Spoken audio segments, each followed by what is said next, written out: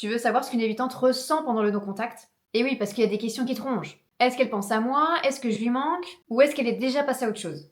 Et le problème avec une femme évitante, c'est que tu peux pas te fier à ce que tu vois. Elle peut être profondément touchée, mais paraître complètement froide, distante, presque inaccessible. Elle peut ressentir un manque et pourtant jamais revenir. Pourquoi? Parce qu'une femme évitante ne fonctionne pas comme une personne sécure et pas non plus comme une personne anxieuse. Elle fonctionne avec une logique interne très particulière. Elle veut ressentir mais sans jamais perdre le contrôle. Elle veut du lien mais sans dépendance. Elle veut de l'intensité mais jamais trop de vulnérabilité exposée. Et tant que tu ne comprends pas ça, tu vas interpréter tout avec ton cœur à toi. Et là, tu te fais mal. Dans cette vidéo, on va aller beaucoup plus loin que ce que tu vois partout. Je vais t'expliquer exactement ce qu'elle ressent pendant le non-contact, pourquoi elle peut sembler bien au début, pourquoi le manque arrive souvent plus tard, pourquoi elle peut observer sans agir, et surtout ce qui se joue réellement dans sa tête et dans son système émotionnel. Je suis Charlotte, je suis coach en relations amoureuses, j'accompagne les hommes anxieux à devenir sécures dans leur relation pour pouvoir récupérer leur ex ou ne plus répéter les mêmes schémas. D'ailleurs, si tu as besoin d'aide en ce moment et que tu te sens complètement perdu, tu peux candidater pour mon accompagnement en cliquant sur le lien juste en bas de cette vidéo et on pourra voir ensemble si tu peux être accompagné par nous. Quand le silence commence, la première émotion qu'elle peut ressentir, c'est le relâchement. Et ça, c'est dur à entendre. Parce que toi, tu te dis, si elle tient à moi, elle devrait déjà ressentir le manque. Mais chez une femme évitante, ça ne fonctionne pas du tout comme ça. Pourquoi? Parce que dans la relation, même si c'était pas conflictuel, il y avait déjà une activation interne. Pas forcément visible, mais réelle. Une femme évitante, contrairement à ce qu'on peut entendre, ressent énormément. Elle capte les attentes, les émotions, les non-dits, les projections, l'intensité du lien. Donc le problème, ce n'est pas qu'elle ne ressent rien, c'est qu'elle ne sait pas rester en sécurité dans ce qu'elle ressent. Donc quand la relation devient importante, elle peut commencer à vivre une pression qui va être implicite, la peur de ne pas être à la hauteur émotionnellement, la peur bien sûr de perdre son indépendance, la peur aussi de se faire absorber par la relation, la peur de devoir répondre à des attentes qu'elle ne maîtrise pas. Elle va plutôt se refermer un peu, devenir moins disponible, être plus froide, créer de la distance subtile, se réfugier dans sa vie perso, ses projets, son espace. Donc quand le no-contact arrive, ce n'est pas toi qu'elle fuit, c'est la charge émotionnelle que la relation représentait pour elle. Et quand cette charge du coup disparaît temporairement, elle respire, elle retrouve du coup du calme, du contrôle, de l'espace mental et une sensation d'indépendance. Mais attention, ce soulagement n'est pas une preuve qu'elle ne tient pas à toi. C'est une preuve que la relation activait des zones qu'elle ne sait pas réguler. Et ça, c'est hyper important de comprendre la différence. Aussi, on dit souvent que l'évitant coupe ses émotions. Mais chez les femmes évitantes, c'est beaucoup plus subtil que ça. Elles ne coupent pas toujours complètement. Elles restructurent leurs émotions pour ne pas se montrer vulnérables. Concrètement, du coup, ça donne quoi? Elles vont rationaliser, donner un sens logique, se raconter une histoire cohérente, minimiser du coup l'importance du lien, recontextualiser la relation. Par exemple, elle va dire c'était intense mais pas stable.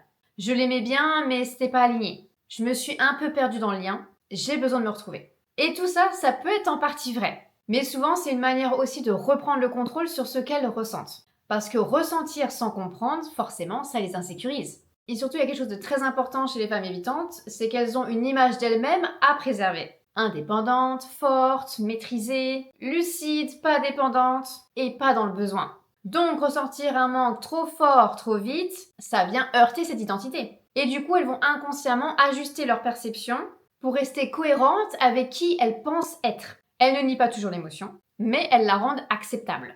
Et ça peut donner l'impression qu'elle est déjà passée à autre chose. Alors qu'en réalité, elle est surtout en train de réorganiser intérieurement ce qu'elle ressent pour ne pas se sentir dépassée. Ensuite, il y a quelque chose de très important qui se produit. Le no-contact ne retire pas seulement ta présence, il retire son accès à toi. Et ça, c'est très compliqué pour elle. Parce que souvent, elle aime garder un contrôle émotionnel sur la relation. Et c'est pas forcément de manière manipulatrice, mais plutôt comme un mécanisme de sécurité. Elle veut pouvoir revenir quand elle se sent prête, prendre de la distance quand elle est saturée, sentir que le lien est toujours là sans se sentir obligée de s'engager complètement. Tant qu'elle te sent accessible émotionnellement, elle garde clairement une forme de confort invisible, même si elle ne te parle pas et même si elle est distante. Elle sait clairement que le lien n'est pas perdu. Mais quand tu fais un vrai no-contact, tu changes complètement la dynamique. Tu deviens moins lisible, moins accessible, moins acquis et moins prévisible. Et là, elle ne sait plus où elle te situe. Et pour une personne qui a besoin de contrôle émotionnel pour se sentir en sécurité, l'incertitude est clairement inconfortable. Et c'est souvent là que commencent les vraies micro-activations. Elle pense à toi, elle se demande ce que tu fais, elle se questionne sur ton état émotionnel, elle vérifie indirectement, elle observe, Et pas forcément par amour immédiat, mais surtout parce que le lien lui échappe. Et ça, clairement, c'est nouveau pour elle. Maintenant, on va parler du manque. Le manque chez une femme évitante n'arrive pas du tout au même moment que pour un profil anxieux. Ce n'est pas intense immédiatement, débordant, exprimé et urgent. C'est souvent lent, plus diffus et plus intérieur.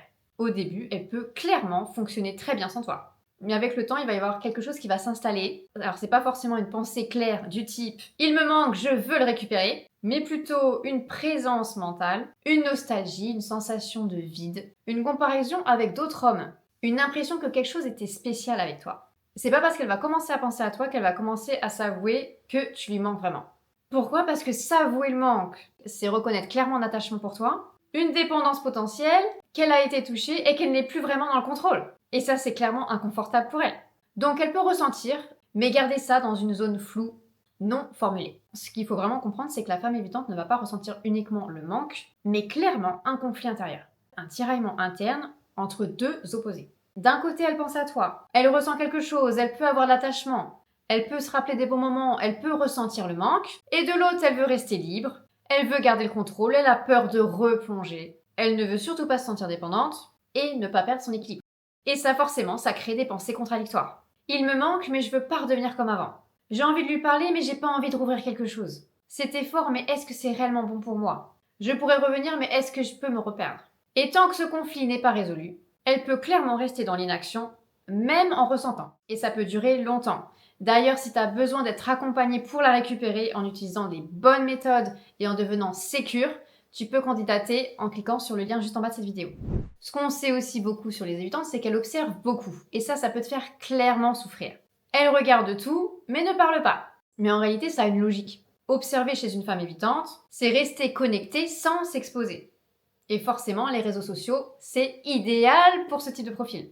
Elle peut regarder tes stories, vérifier ce que tu deviens, ressentir un peu quelque chose, se reconnecter émotionnellement à distance, sans avoir à prendre le risque d'envoyer un message, affronter une réponse, se repositionner, s'exposer émotionnellement. Mais attention, observer, ça ne veut pas dire revenir. C'est juste rester dans un entre-deux. Donc une femme évitante va ressentir énormément d'émotions et va passer par plusieurs étapes durant le no-contact. Le soulagement, le contrôle émotionnel, la restructuration interne, un vide progressif, un manque diffus et surtout un conflit entre attachement et protection. Le no-contact ne sert pas juste à la faire revenir, il sert à révéler sa capacité ou non à gérer un lien sans fuir, en travaillant sur elle. Et toi, tu dois utiliser cette période-là pour travailler sur toi et devenir sécure pour qu'elle se sente en sécurité dans le lien. Donc profite de cette période pour travailler sur toi, te recentrer, travailler sur tes blessures et être prêt le jour où elle reviendra. D'ailleurs, si tu sens que tu es bloqué et que tu veux être vraiment prêt à être sécure au moment où elle aura envie de revenir, ne plus faire de bêtises et ne plus retomber dans tes schémas, tu peux postuler pour mon accompagnement juste en dessous. On verra ensemble si tu peux intégrer mon accompagnement. J'espère que la vidéo t'a plu, je te dis à très vite.